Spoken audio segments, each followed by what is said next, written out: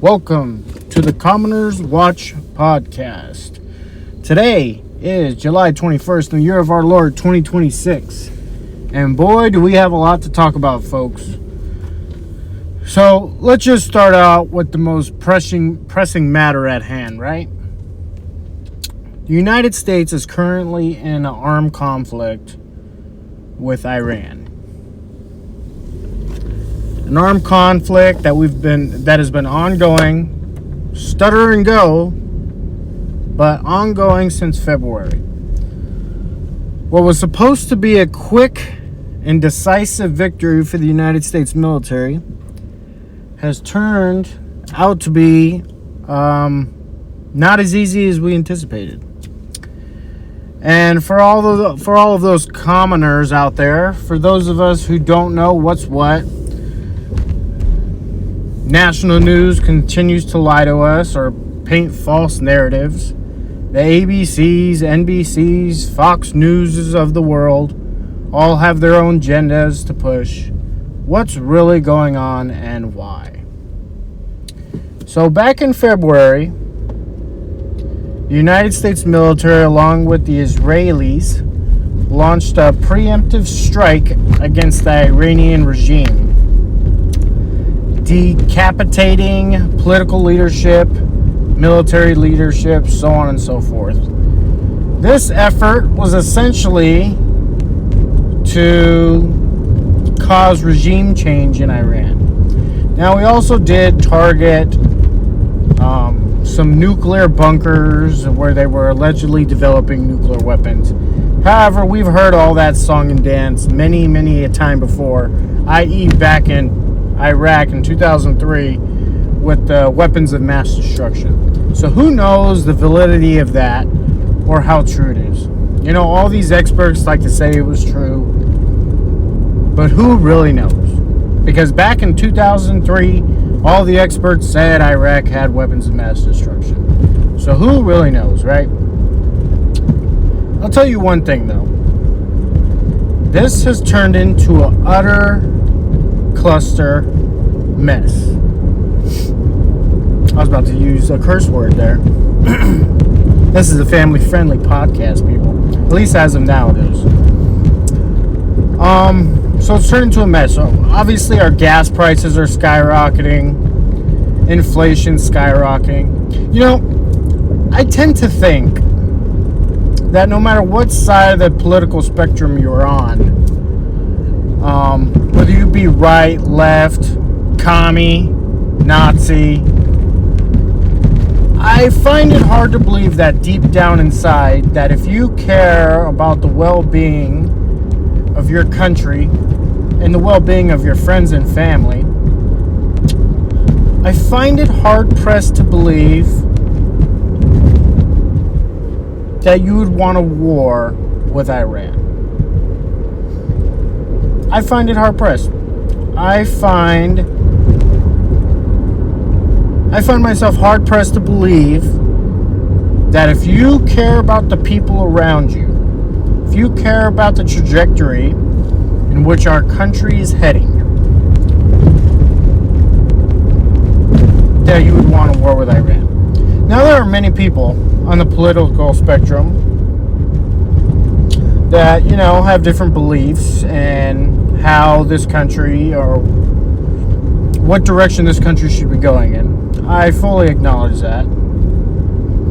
The ultra-conservative is going to have vastly different ideas than the socialist extreme, right? We could all agree on that. However, regardless of what aisle of the political spectrum you're on, I mean, there should be a general belief or care for at least minimally the people around you and your family, right? While you may hate the United States in its current form, you may disagree with the United States in its current form and have many grievances. But I find it hard-pressed to believe that irregardless of what side of the political spectrum you are on, that you believe a war with Iran is in the best interest of your friends, family, and or country. I find that hard to believe. Obviously, our major cities, for the most part, are in shambles. I live in Southern California, and Los Angeles is, let's be honest, it's a shithole. It's parts of it are basically a third world country. Homeless have taken over large portions of the city. Crime has taken over large portions of the city. You have cities like New York that are in just complete mess. And that's just the major cities. We're not talking about the infrastructure, the economy. There's just so many things going on right now. And I find it hard to believe that the average American wants a war with Iran. Now, I remember in the beginning of the war with Iran, they tried to sell a lot of nonsense. That Iran was close to developing a nuclear weapon. Iran was going to launch a preemptive strike against the United States. Yada, yada, yada. All these different punchlines, right? I find them all to be nonsense. I'll tell you that right now. And I'll tell you this. Let's just say Iran develops, let's just say they had 10 nuclear weapons. And let's just say they got real ballsy and decided to use them on U.S. forces in the Middle East. The whole nation of Iran would be wiped off the face of the earth. It'd be instant suicide for the Iranians. Not just the regime, but all the people. It'd be essentially a nation committing suicide. Iran launching nuclear weapons against Israel. You launch nuclear weapons against Israel. The Israelis have nuclear weapons, and most likely the United States will also retaliate with Israel and also launch nuclear weapons at you. So I'm not going to lie, I'm not really buying that narrative, this whole nuclear weapons narrative. I'm not going to lie, I'm not. Obviously, Iran has funded terrorist groups, we all know that. But, well, this may seem very controversial. Get ready, folks. Take a deep breath. This may seem very controversial. But every nation, major nation on this planet funds some form of terrorism. I know. You may be in shock. But before ISIS was ISIS, little Syrian old rebels fighting against the regime, the Mossad regime, or whatever it was, guess who funded them? Guess who provided them weapons, money, training? It was the U.S. government. Back in the 80s, when the Soviets were going toe-to-toe with the Mujahideen in Afghanistan, who funded them? It was us. Yeah, the Russians, the Chinese, hell, the Iranians. Yeah, we all fund somebody. I mean, you could say right now the Ukrainians are conducting terrorism in Russia. The Russians are conducting terrorism in Ukraine. And they're both getting funded by somebody. So this whole narrative that the Iranians are just, funding all this terrorism. Yeah, it's true they are. However, should that be the selling point of all this nonsense we've gotten ourselves into? I don't think so. The whole Middle East is in shambles. The whole world is in shambles. All for what? I don't know. The Strait of Hormuz remains effectively, at best, limited in operation. However, ships are still getting hit going through the strait.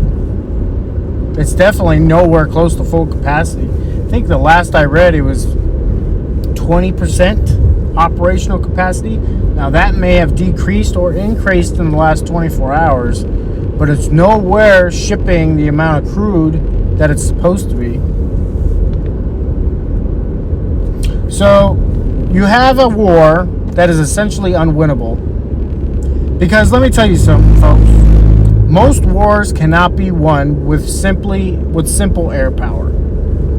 I know America likes to flex our fancy F-22s, F-35, B-2 stealth bombers, and our fancy Navy with all our Tomahawk cruise missiles and all our fancy gadgets. But most wars cannot be won alone with air power. You need boots on the ground. And that's something the American people do not want. However, I think if things stay on this projected path, I don't think we're going to have a choice but to send boots on the ground, irregardless if that's what we initially wanted to do. We very well have thought this was going to be a clean-cut air war and be done with it in a couple months. However, the Iranians have showed strong resilience, and they don't seem anywhere close to giving up. And as long as that strait, the Strait of Hormuz, is strangled, the closer we will get to deploying ground troops in Iran. You could take that to the bank. Because let me tell you something. Yeah, the United States could say, you know what, we'll just produce our own oil. Well, guess what? We don't produce enough to maintain domestic demand. And even if we did maintain enough to produce domestic demand, the whole rest of the world doesn't. And while there's the individuals out there who say America first, America only, who cares about the rest of the world? Well, let me tell you, the problem is we don't make shit in America anymore, and we import a large majority of our things. And if those nations come under economic hardship because they don't have oil, what will that directly in turn mean to us? It means economic hardship for us. But the fact of the matter is we can't produce enough oil to maintain us domestically.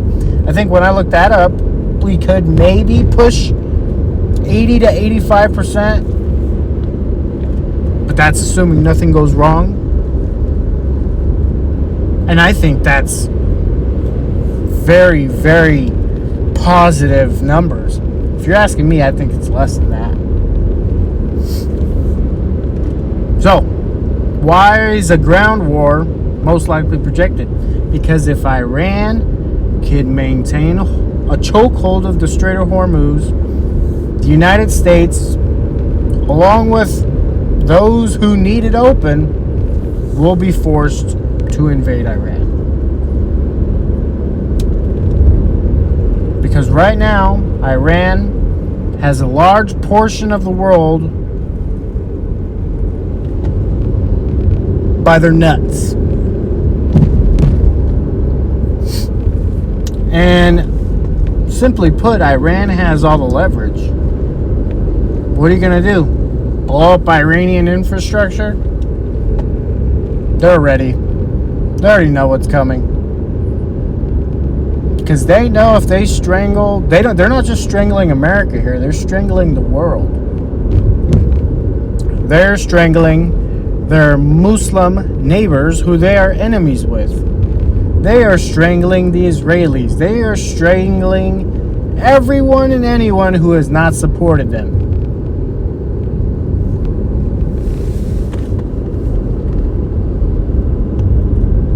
So what are we going to do? we would have to send in ground troops. We would have to. More American lives lost in a meaningless war. All for what? So Iran didn't have some ghost nuclear weapon that they allegedly were going to have. All for what? Was it to stop some preemptive strike? You know, this may be cynical of me, but if I was the president, okay, which I'm not, obviously, but hypothetically,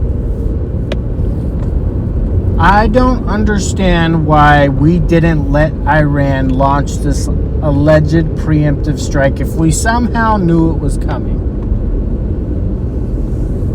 You know how much a war with Iran is easier to sell? When your bases got hit by Iran first.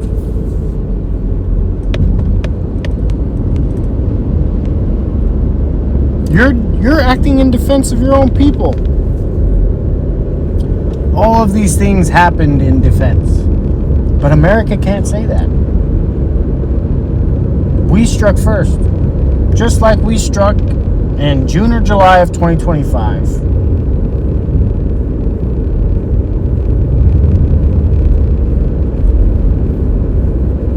It's not looking good, people. It's not. And I'm not trying to be a Debbie Downer, Mr. Negative. I'm not. That's not what this podcast is you know, Mr. Negative. That's not what this podcast is. But it is my job, our job, to keep the commoners informed. Because at the end of the day, us commoners, all we have is each other. You know, they like to divide us with our political, religious. They like to divide us in every way possible. But you know what's one thing we all have in common? We are all commoners. We are all peasants. All peasants to the elite ruling class. Do a majority of politicians give two crap about the average American? They absolutely do. You know, there's some out there that say, you know, well, they do because they care about the vote. That's on the assumption you believe the election process in America is 100% legit, which I don't. That's a whole nother subject, but I live in Southern California, where we have the highest voting population out of the homeless. Let me tell you, I see these homeless people walking around high on fentanyl. They're not voting. And if they are voting, it's because someone told them who to vote for, or someone's paying them, coercing them, bribing them.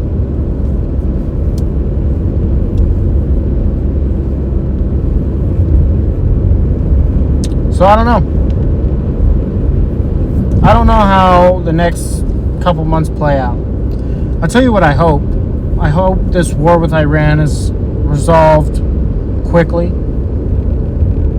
I hope we can get back to rebuilding here in the United States. Because, you know, I think our government should be focusing on us for once. We've given so much money to Ukraine, so much money to Israel, so much money to all these other countries, and for what? For my roads to be shitty? I can't even drive on the 60 to 10 freeway without my car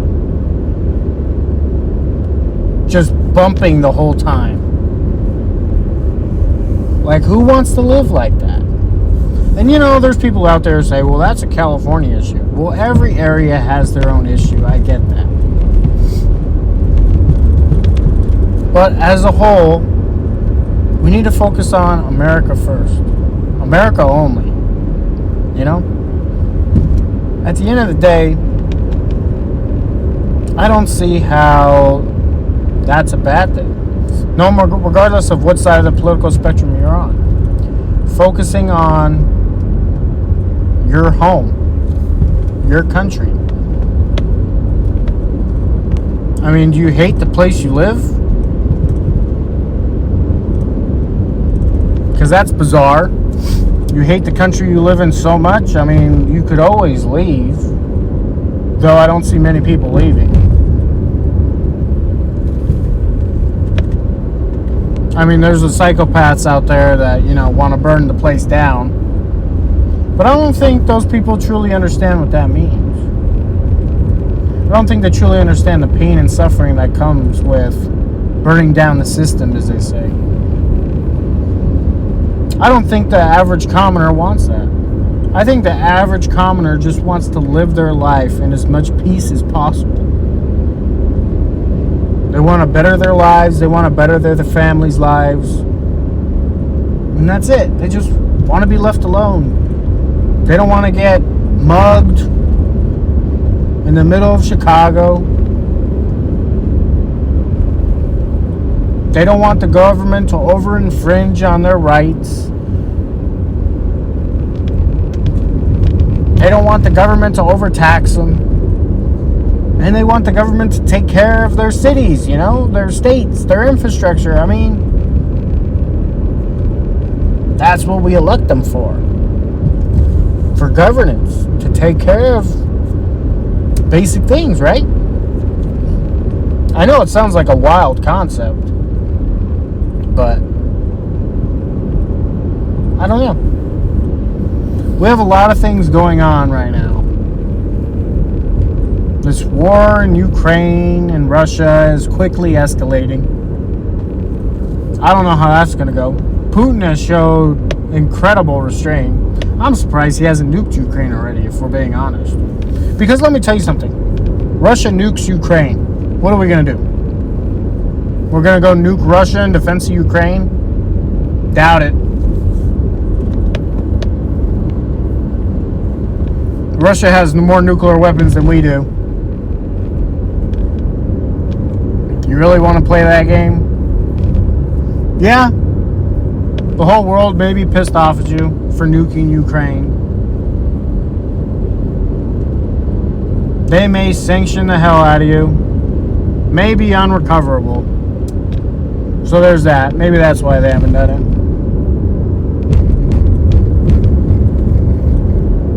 But quickly in this world, everything seems to be spiraling out of control.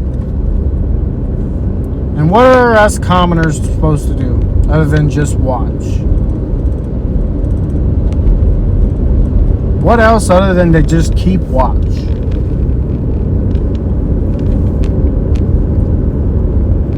Educate and take care of each other. That's all we could do. Because at the end of the day, these politicians, these elite, have already made the decision on what they're going to do. I believe the decision has already been made if they're going to send ground troops this year or not. And I believe that because the logistics required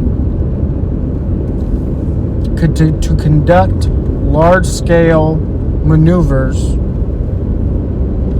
takes a lot of build-up in time.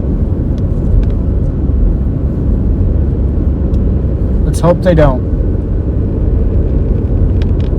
Because every time I see an American killed overseas due to this war with Iran, it makes me sad. I ask myself, for what? For Israel? For some ghost nuclear program? For regime change? Really, what was it for?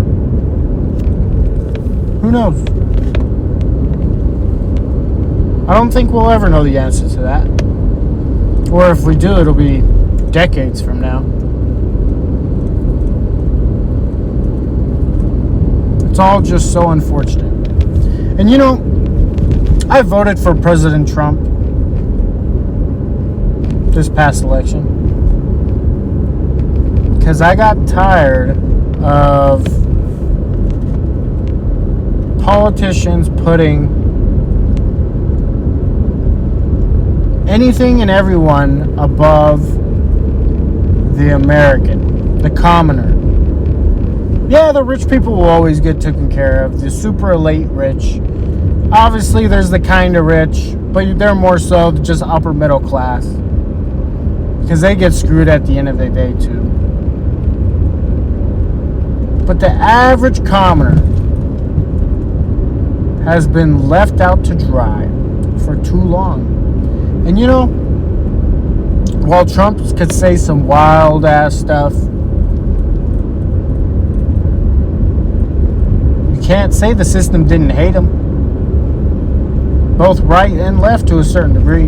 While the right has decided to jump on his bandwagon, if you go back to the initial 2016 elections, they talked just as bad as him and as everyone else. So you know what?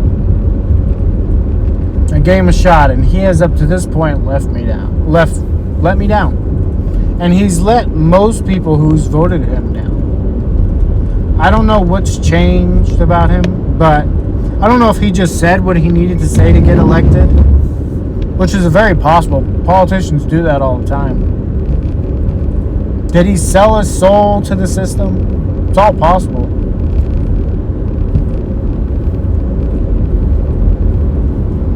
But the things he ran on, America first, rebuilding our economy, making our country safer, no more pointless, endless wars. Well, let me tell you, our economy's no better. And then we're in a pointless, endless war. Yeah, he's deported some illegals, some violent illegals. And that was always going to be a touchy subject.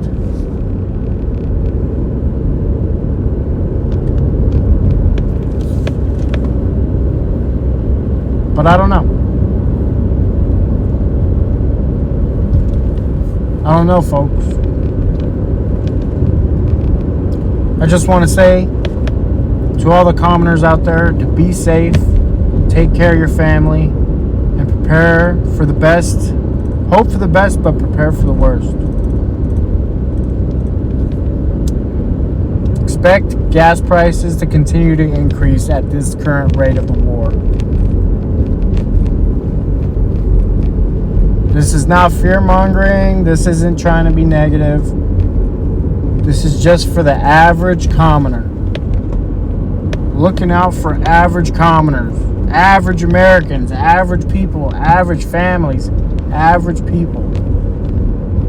The average commoner who just is trying to survive. Stay safe out there. Please like and subscribe. Follow. We've got a YouTube channel. We're on Apple, Spotify. We have a Twitter handle.